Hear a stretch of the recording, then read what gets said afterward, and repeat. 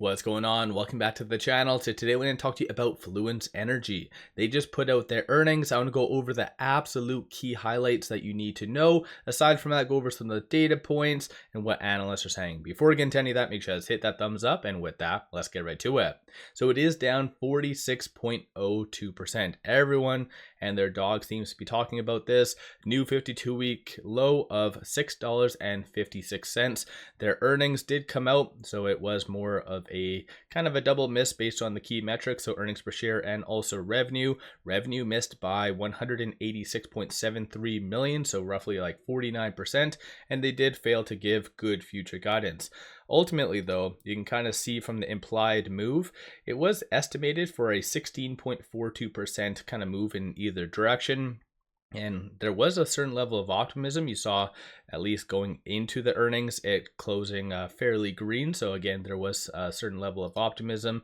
Even when it comes down to shorts have been and were returning pretty much February 3rd onward. So they were really anticipating possibly a beat on their earnings. But turns out, I guess, the shorts that didn't return, they were in the right position, but 26.69% of the free float is being shorted, works out to be 16.91 million shares. Today, shorts are increasing 1.51 million shares, so increasing their position roughly to around 10%. So kind of interesting stuff for that. Moving over to options, 2.94 million in calls, 3.66 in puts, 32% of all the options being done today are optimistic in nature. So that's definitely something interesting to kind of see. But of the call options that are purchased today, there's a consensus for it to be roughly around that $7 range, and then it recovering to around that $8 range in the next couple months, because they only do have monthly option chains, not weekly. But looking at the bears, they are anticipating a further breakdown for it to be sub $6 for the February 21st expiry date and sub $3 by January 16th, 2026. So kind of interesting for that. With it right now at 704, you have to kind of look at the woody. So it is trading between this S2 and this S3. So $6.73 is going to be that strong kind of level of support. Did momentarily break below that, so it seems to be recovering from that point, but $9.72 is going to be that next strong kind of key moving forward point.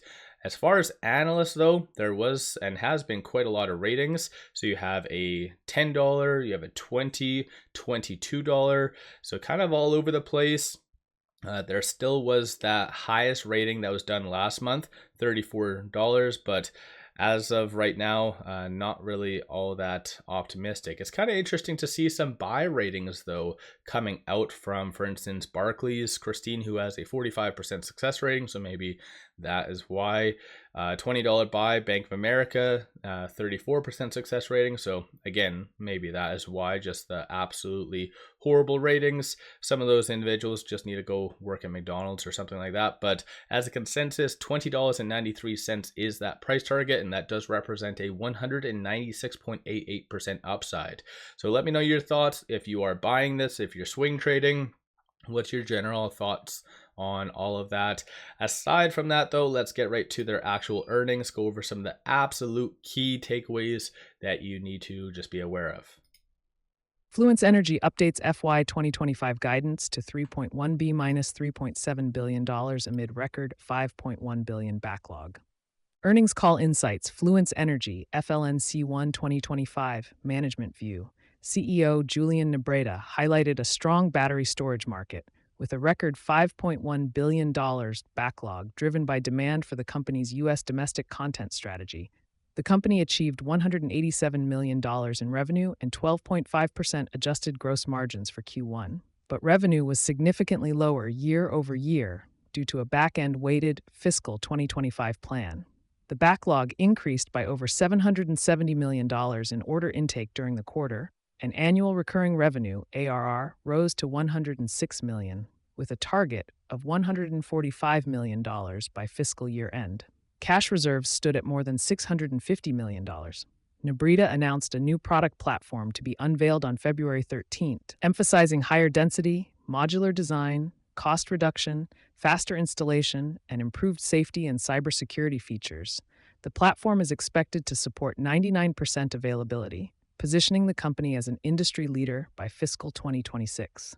CFO 𝗪𝗓𝗡𝗚 stated, "We generated $187 million of revenue, which was a decrease of 49% from the same quarter last year," and noted the company reported negative $50 million in adjusted EBITDA for the quarter due to uneven revenue distribution. Outlook: full-year fiscal 2025 revenue guidance has been revised to $3.1 minus $3.7 billion, with a midpoint of $3.4 billion, down $600 million from prior guidance. The revision is attributed to delays in signing 3 Australian projects, which are now expected to contribute to fiscal 2026 revenue. The updated guidance is 85% covered by existing backlog and revenue recognized to date, providing strong visibility for the year. Gross margin expectations have been narrowed to 10%, meant at 12%, reflecting competitive pressures and a $10 million impact from recently announced U.S. tariffs on Chinese imports. The company forecasts fiscal 2026 revenue growth of 30% or more, starting from the updated guidance midpoint. Financial results. Revenue for Q1 2025 was $187 million, a 49% decline year over year, reflecting a back-end weighted revenue pattern for fiscal 2025. Adjusted gross margins remained at 12.5%, marking the 6th consecutive quarter of double-digit margins. Adjusted EBITDA was negative $50 million, impacted by evenly distributed operating expenses across the year. The company ended the quarter with $654 million in total cash and a liquidity position exceeding $1.1 billion, backed by $458 million available under credit facilities. Q&A. George Giannarakis, Canaccord Genuity, asked about the 2026 revenue target. Despite project delays in Australia, CEO 𝗪𝗓𝗧𝗛 responded that the company has taken a conservative view for 2026 and emphasized that $1.2 billion in backlog is already identified for that year. Brian Lee, Goldman Sachs, inquired about gross margin trends and competitive pressures. 𝗪𝗓𝗧𝗛 noted that the 2026 margin outlook remains strong, supported by the new platform, while fiscal 2025 margins reflect a mix of high single-digit margins on recent bookings and competitive pressures, particularly in international markets. Dylan Nassano, Wolfe Research, questioned the confidence level in Australian contract signings. 𝗪𝗓𝗧𝗛 expressed high confidence, citing that issues causing delays have been resolved or are nearing resolution.